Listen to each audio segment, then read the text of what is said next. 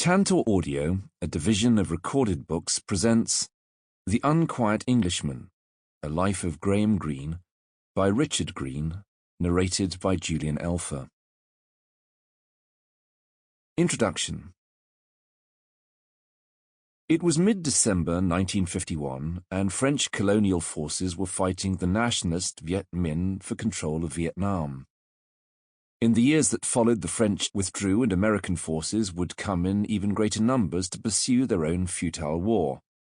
Phat Diem was a strategic enclave of the Gulf of Tonkin, about 75 miles south of Hanoi, and it was now surrounded by Viet Minh guerrillas firing from a range of 600 yards. Wading ashore from a landing craft that also transported a French commando unit, the 47-year-old Graham Greene, a tall man and perhaps an easy target, could see buildings that had been blasted by bazookas and a market in flames. It reminded him of the Blitz, but with many more corpses, some sticking up out of a canal. In a sight he would never forget, he came upon a mother and her tiny son dead in a ditch. They had wandered into the field of fire between the French and the Viet Minh and been brought down by just 2 shots, apparently French. Greene remembered especially the neatness of their bullet wounds. These were his people, Catholics. Greene wondered what panic they must have felt, and then knew it for himself when he became separated from his companions and stumbled very briefly between the lines of the Foreign Legion and the Viet Minh. Catholics and Buddhists from the town sheltered in and around the cathedral, bringing with them whatever they treasured: photographs, pots, pans, pieces of furniture. A friend of Greene's from an earlier visit, a Belgian priest named Whisky, had perched in the bell tower and was reading his breviary. With mortars firing and planes dropping bombs and supplies, a distressed Greene, thinking that this day he might die, asked to have his confession heard.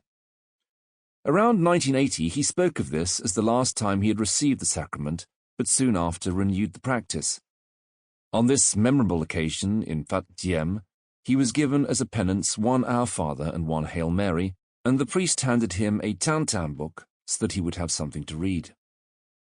Greene learned that the attack had begun with an advance party slipping into a procession in honor of Our Lady of Fatima.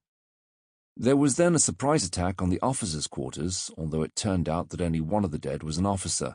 25 enlisted men were killed. No other journalist had got near this shambles, and the French were anxious to keep it a secret. Greene got the impression that they regarded the Belgian priest as a spy. He belonged to the Société des Auxiliaires de Mission, which existed specifically to aid the transition from colonial to national churches in Asia, an objective that hardly endeared them to the French in Vietnam.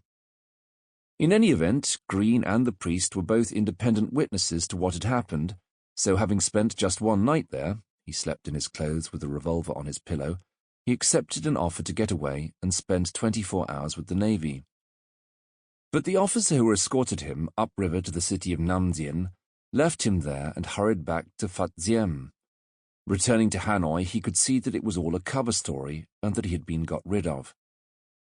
Getting rid of Graham Greene was never going to be an easy proposition. Vietnam is perhaps the best known of his political and literary involvements. He made 4 winter visits to Vietnam, and in 1955 the fight for Phat Diem provided a pivotal scene in his novel The Quiet American, which provoked outrage in the United States by revealing how deeply the country was involved in the bloodshed, in the belief that a distant colonial conflict was a front line in the Cold War. This brave and prescient novel foresaw the American war in Vietnam, the horrors of which continued until 1975. Half a century later, the novel still causes awkward moments along the Potomac. In 2007, former President George W. Bush, a man sometimes thought a prisoner of his own innocence, gave a speech to the veterans of foreign wars which included an odd remark indicating that the novel's criticism of American foreign policy retained its sting in the time of the Iraq War. In 1955, long before the United States had entered the war, Graham Greene wrote a novel called The Quiet American. It was set in Saigon, and the main character was a young government agent named Alden Pyle. He was a symbol of American purpose and patriotism, and dangerous naivete. Another character describes Alden this way: "I never knew a man who had better motives for all the trouble he caused." When a later president, Donald Trump, arrived in Hanoi, where crowds and cameramen were kept at a distance, he tweeted of tremendous crowds and so much love, and checked into the Hotel Metropole where Greene had once stayed. He was immediately dubbed the Unquiet American. Graham Greene continues to speak to an unquiet world. This biography will unravel the public and private lives of this most admired novelist. Shirley Hazard spoke of him as one of the writers of the century, and John le Carré believes that in his time, Graham Greene carried the torch of English literature almost alone. This book takes a very high view of Graham Greene's accomplishments, and so endorses the common opinion of 3 generations of writers and critics that he is one of the most important figures in modern literature. In course of time, our sense of even a great author's work will contract to a few defining books. That is how canons are formed. And yet the process is wasteful. It is easy enough to boil Graham Greene's accomplishment down to, say, 5 essential books of his middle years: Brighton Rock, 1938, The Power and the Glory, 1940, The Heart of the Matter, 1948, The End of the Affair, 1951, and The Quiet American, 1955. Once we do this, however, other first-rate novels, especially those written after 1960, not to mention his plays, short stories, journalism, essays, letters, memoirs, film scripts, and travel books, are shunted off into lists of further reading. In fact, Graham Greene is one of the very few modern writers in English who can be valued for a whole body of work. As a craftsman, he was a perfectionist, rarely content with something he had written, and so we can sometimes be misled by his criticisms of his own books. Like any writer, he could occasionally be uneven. Still, he maintained an extraordinarily high technical standard in his writing, and many of his insights into human character and motivation, politics, war, human rights, sexual relationships, and religious belief and doubt remain compelling and provocative. It is hard to think of a recent writer in English who comes as close to greatness as he does. A new biography. There is already a 3-volume authorized biography of Graham Greene by Norman Sherry, 1989 to 2004, and a more prosecutorial work by Michael Sheldon, 1994, as well as several fragmentary or partial works. Both completed biographies occasioned controversy when published, not least because they focused to a remarkable degree on the minutiae of his sexual life, provoking some reviewers to regard parts of the works as prurient and trivial. Broadly speaking, the complaint against these works was that in the midst of all the lurid details, they had lost sight of what mattered in the life of Graham Greene. And yet the strengths and flaws of existing biographies may be almost moot, as the body of evidence has grown enormously since those works appeared. The landscape of his life has a different outline. In recent years, many thousands of pages of new letters and documents have become available, among them letters to his family, friends, publishers, agents, and close associates. In one instance, lost letters to his immediate family were discovered in a hollow book. His daughter, Caroline Bourget, has made available her collection of private letters from her father and participated in extended interviews, allowing a rich new perspective on his family life.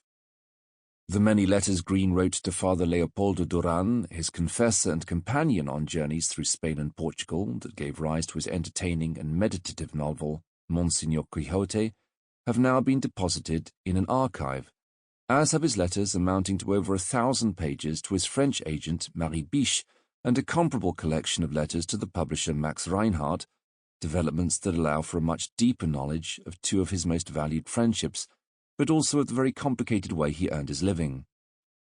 A memoir by his wartime colleague at MI6, Tim Milne, forces a careful reconsideration of the novelist's relationship with the double agent and defector, Kim Philby.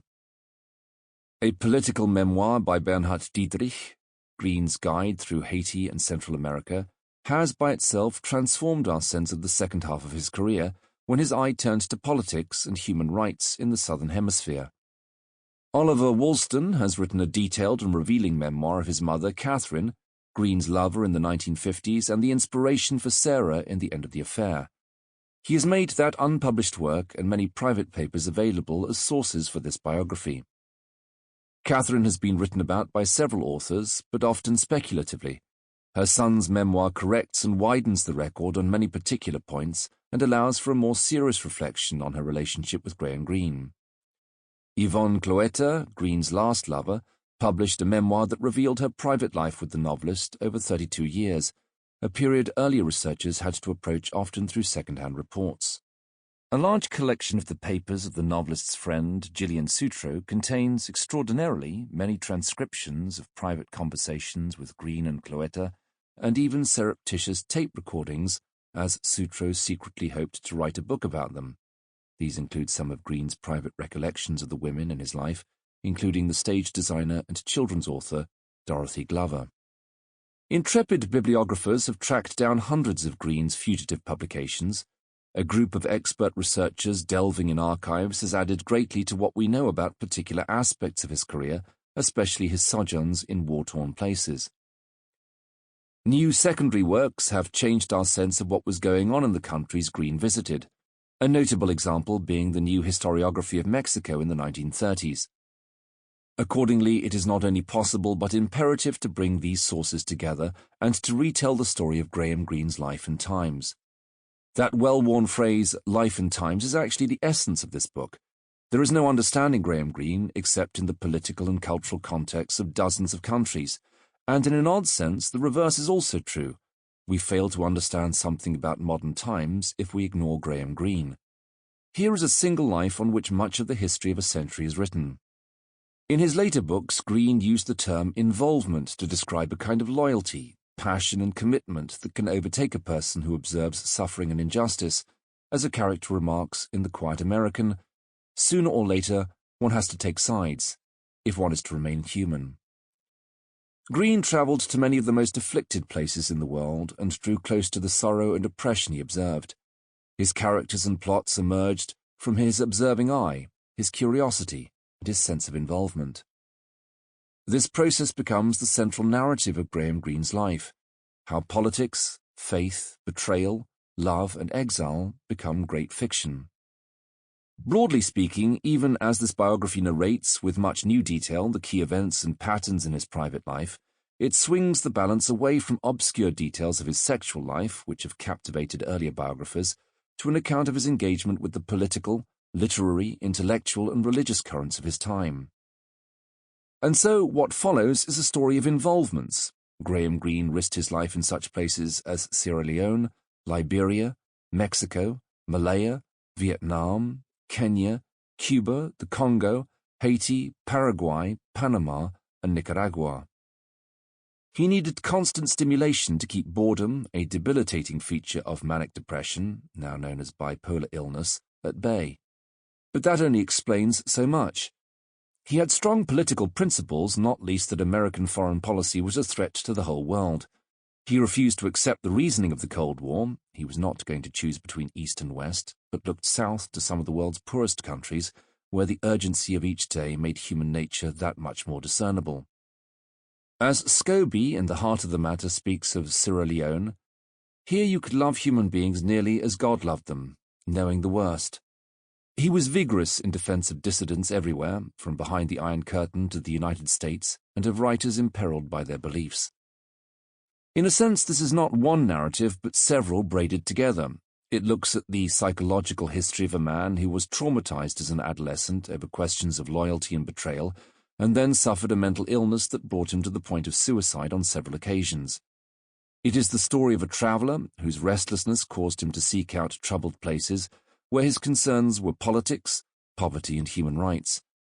It is the story of a man who struggled to believe in God and yet found himself described, against his will, as a great Catholic writer. It is the story of a private life in which loves and passions ended in one ruin after another, until his 6th decade when he found constancy and peace in an unconventional relationship. It is a story of politicians, battlefields, and spies. More than anything, it is the story of a novelist mastering his craft and exercising it in ways that changed the lives of millions. 1. The Dog in the Pram. The first thing I remember is sitting in a pram at the top of a hill with a dead dog lying at my feet. So wrote Graham Greene in the memoir A Sort of Life that he published in his 60s. The dog was his sister's pug, killed on the road, and the nurse could think of no better way to get its corpse home than to load it in with the baby. When he was 5 years old, he saw a man run into one of the town's almshouses, intent on slitting his throat. His elder brother, Raymond, recalled that Graham did witness the man slashing himself, but Graham had no recollection of it. For many writers, an Edwardian childhood was a lighted thing, the last lovely time before fathers and brothers marched off to the Great War. Raymond, who became a leading physician, once remarked dryly of their childhood, "I saw nothing horrible in the woodshed, perhaps because we had no woodshed." Graham wrote more lyrically of the years before his troubled adolescence. The clouds of unknowing were still luminous with happiness. There was no loneliness to be experienced, however occupied the parents might be, in a family of 6 children, a nanny, a nursemaid, a gardener, a fat and cheerful cook, a beloved head housemaid, a platoon of assistant maids, a whole battalion of aunts and uncles, all of them called Greene, which seemed to bring them closer. The 6 birthdays arrived, the Christmas play, the Easter and summer seaside, all arrived like planets in their due season, unaffected by war. Looking back, Graham suggested that he never knew a world without pointless death, but his early years passed in an atmosphere of affection, ease and security. His Edwardian parents were distant, in the fashion of the times, but the siblings remembered them always as loving and beloved. Of course, he did observe the troubles of people who lived in the town of Berkhamsted in Hertfordshire, but his own world was protected. He did suffer some of the gruesome medical practices of the time. When he was 5, he had his adenoids and tonsils removed in an operation carried out at home. He saw a tin basin full of his own blood and remained fearful of blood until he took on rescue work during the Blitz. As a child, he fell into the hands of a dentist who must have trained under Torquemada, and he later suffered from pleurisy, which left him with a fear of drowning. For all that, there is still a contrast between the outward facts of Greene's early life and his grim descriptions of it in A Sort of Life. That memoir was actually begun on the instructions of a psychiatrist trying to avoid giving Greene electroshock therapy for depression in the 1950s. Writing seemed the safer therapy. One can even hear in the remark about the dead dog an address to the psychiatrist. Nonetheless, Greene does allow, here and there, for comfort. From memories of those first 6 years, I have a general impression of tranquility and happiness, and the world held enormous interest, even though I disappointed my mother on my first visit to the zoo by sitting down and saying, "I'm tired, I want to go home." This passage is followed by an account of his terrors of birds, bats and house fires, and a series of nightmares in which a witch digs her fingernails into his shoulders until finally he drives her off for good. "If I had known it," he wrote, "the whole future must have lain all the time along those Berkhamsted streets." A pleasant Hertfordshire market town with a population of about 7,000, it had a large Norman church, St. Peter's, where Greene recalled a duke's iron helmet, of which there is no other record, hung on a pillar like a bowler hat in a hall. The local magnate was Earl Brownlow, a member of the Egerton family. His 5,000-acre estate, Ashridge Park, included extensive gardens, as well as woodlands where in spring bluebells still grow in dreamlike profusion. An important site in Greene's early life, and then in his fiction, was the ruined Berkhamsted Castle on its high mound. Originally it was built of timber after the Norman conquest, and Thomas Becket rebuilt it in stone. In the 14th century, Edward, the Black Prince, often stayed there, but by the 20th century only sections of wall stood, like broken teeth. The Grand Junction Canal ran through the town, and there was a constant traffic of barges carrying freight. But Graham feared the canal, as there always seemed to be another drowning, and the many canal workers and their children struck him as grimy and menacing. Twice a day, commuters to London, clutching attaché cases, trudged up and down King's Road like figures out of the wasteland. In a remark that tells us more about Greene than about Berkhamsted, he said that anywhere in the world he would recognize people from the town, their pointed faces like knaves on playing cards, with a slyness about the eyes, an unsuccessful cunning.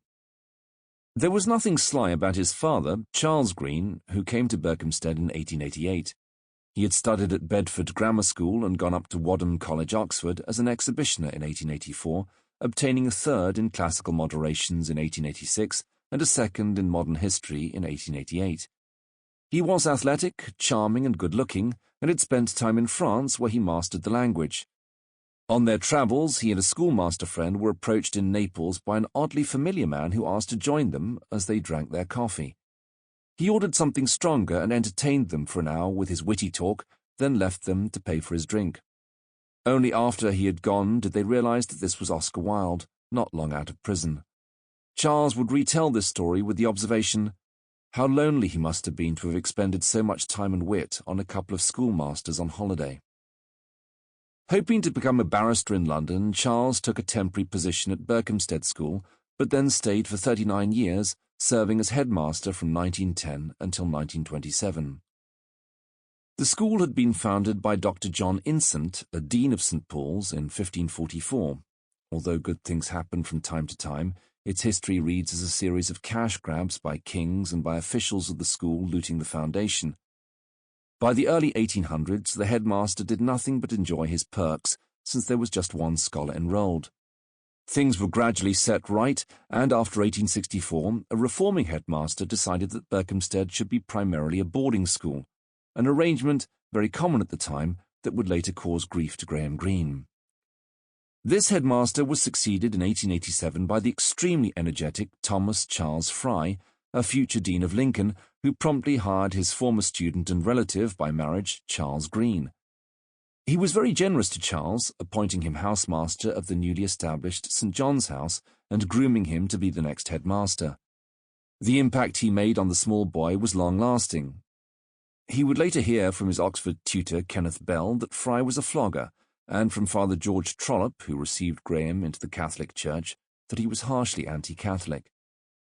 Still, Graham's description of him as sinister and sadistic has mystified those who researched Fry's life and found him, in general, benevolent. In any event, Graham recalled him vividly as a Manichean figure in black gaiters, buttoned gaiters still being part of the garb of senior Anglican clergy. At the end of 1895, Charles married his cousin, the slim, elegant, 6-foot-tall, intellectual and somewhat remote Marion Greene. Charles was the grandson and Marion the great-granddaughter of Benjamin Greene, the brewer of Bury St. Edmunds, whose name lives on in pints of Greene King IPA. Benjamin had 13 children, so the bloodlines are hard to follow. One line of descent includes the novelist Christopher Isherwood. Benjamin had business on St. Kitts in the West Indies, and in a discreditable episode in the family history, owned 225 slaves there, as well as another 6 in Montserrat, according to the records of compensation paid in 1834 to masters under the Slavery Abolition Act. One of his sons, Charles, is said to have fathered about 13 children in St. Kitts before dying at the age of 19. The mothers were evidently former slaves still living in a form of servitude. In the 1960s, Graham's younger brother Hugh researched this branch of the family and published an article frankly disclosing the history of slaveholding and sexual exploitation. Following up, Graham himself visited the island and met some of his very distant cousins in 1970. The marriage of the cousins, Charles and Marion, rolled the dice on inherited illnesses. Charles's father, William, suffered from what Graham judged, very reasonably, to be manic depression, a disease long known to run in families. It has now been established that in a family where one person has the disease, the likelihood of others suffering from it increases tenfold. William died on an impulsive visit to St. Kitts after long absence from the island in 1881. Marion's father, the Reverend Carlton Greene, also had a mental illness. He suffered from extreme guilt and, as Graham wrote, when his bishop refused his request to be defrocked, proceeded to put the matter into effect himself in a field. That is, he stripped naked before the watching villagers. We were never told anything about that grandparent, and I had always assumed he was dead before I was born. In fact, he survived until 1924, and Graham later supposed that this man posed a living menace to his daughter's family. A more cheerfully embraced piece of family history was that Marion's mother, of the Scottish Balfour family, was a cousin of the novelist Robert Louis Stevenson. The young Graham Greene liked to think of Stevenson's great adventure novel Kidnapped, with its young hero, as taking place on the wild open stretches of Berkhamsted Common. Marion may have met Stevenson when he came to visit her mother. She certainly knew his friend and editor Sidney Colvin, and the child Graham was once permitted to play bagatelle, a game like billiards, on a board that had belonged to Stevenson. His own fiction was influenced in important ways by Stevenson, and in 1949, Heinemann commissioned Greene to write a biography of him. He soon abandoned it, as another author was working on a similar book. Greene gestures towards that abandoned project in The End of the Affair, when the novelist Bendrix decides to write a biography of Gordon of Khartoum. Charles and Marion Greene had 6 children. The first, Alice Marion, known as Molly, 1897 to 1963, went on to live a quiet domestic life after falling off a mountain she was climbing into the arms of a man below, who became her husband. Herbert, 1898 to 1968, was athletic in youth but alienated much of the family with his drinking, idleness, and fascist opinions. Raymond, 1901 to 82, became a leading endocrinologist, and his life included a successful ascent of Mount Kamet in the Himalayas in 1931 and a nearly successful attempt on Everest 2 years later. Henry Graham, the future novelist, came as the 4th child on the 2nd of October 1904. Hugh, 1910 to 87, was a journalist of formidable intellect and eventually became Director General of the BBC, and Elizabeth, 1914 to 99, served in Admiralty intelligence through the war and in later years became Graham's private secretary. The children saw a good deal of Marion's sisters Maud and Nora, known as Nonno, and in the summer holidays stayed at the home of Charles's unmarried elder brother, Sir William Graham Greene, at Harston Hall, Cambridgeshire. Sir Graham himself hated children, so fled to London during the visits. He rather resembled Sir Arthur Conan Doyle's character Mycroft Holmes, the elder brother of Sherlock. He was an expert at everything. A close associate of Winston Churchill, he had a hand in setting up naval intelligence and advised on defence matters until the end of his life. In old age, he survived falling under a train on the London Underground by remaining very still until he was rescued. At the age of 91, he fell, without great harm, from a tree he was pruning. It was apparently a garden chair that finally killed him. He tripped over it, injured a foot, and gangrene took hold. The sign that he was at the end was a toe that came off with his sock. Uncle Eppie, Charles's younger brother Edward, who had made a fortune in the coffee business in Brazil, also set up home in Berkhamsted with his German wife Eva in a house with 17 bedrooms. Arriving in 1910, they became known as the Hall Greenes in contrast to the poorer and more bookish School Greenes. Eppie and Eva also had a brood of 6. Benjamin, the eldest, was something of a dreamer, and in adult life he dabbled in extreme politics and was detained in 1939 as a possible Nazi sympathizer. Eva, called Ave, on whom Graham had a crush in his teenage years, and Barbara, who would save his life when they later trekked together through the Liberian jungle. Edward, or Tutor, who was a month younger than Graham and his closest friend among his cousins. The brilliant but erratic Felix, who became a journalist, pseudo-mystic and apologist for Mao's Great Leap Forward. Graham despised him. And Catherine, a late child. The Hall Greenes learned German from their mother and had ways that seemed strange to the School Greenes.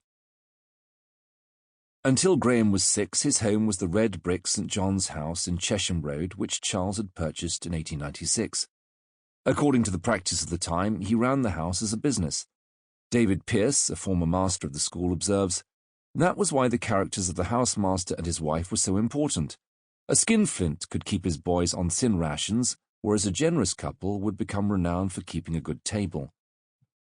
St. John's was a busy place. A matron and 6 female servants looked after more than 40 boarders in the somewhat severe dormitories with their pitch pine partitions. The Greene children were looked after in the family quarters by a much-loved nurse from Wiltshire named Annie Hyde. Graham remembered her as an old woman with a white bun holding a sponge over him in the bath. She had been hired when Molly was born and remained for many years until her cantankerousness made her impossible and she was let go with a pension. There was also a series of nursery maids who did not hold up against Annie's temper. Graham wrote, "I never remember being afraid of her, only impressed by that white bun of age." The children would be brought down to play with their mother for an hour after tea, Graham fearing that his mother would tell them, yet again, the story of the babes in the wood, in which children are abandoned and birds cover their bodies with leaves. The story would make him cry. Remembering this, he later remarked, "My tear ducts in childhood, and indeed for many years later, worked far too easily, and even today I sometimes slink, shamefaced from a cinema at some happy ending that moves me by its incredibility." This is the same writer who fashioned the dark ending of Brighton Rock and tried to stamp out sentimentality in his fiction as if at war with something in himself. Although the adult Graham Greene disliked children, portraying them often as cruel and treacherous, he was himself a pleasant little boy, especially after he had his adenoids and tonsils out. Alice Greene, another of Charles's sisters, visited at... Sample complete. Ready to continue?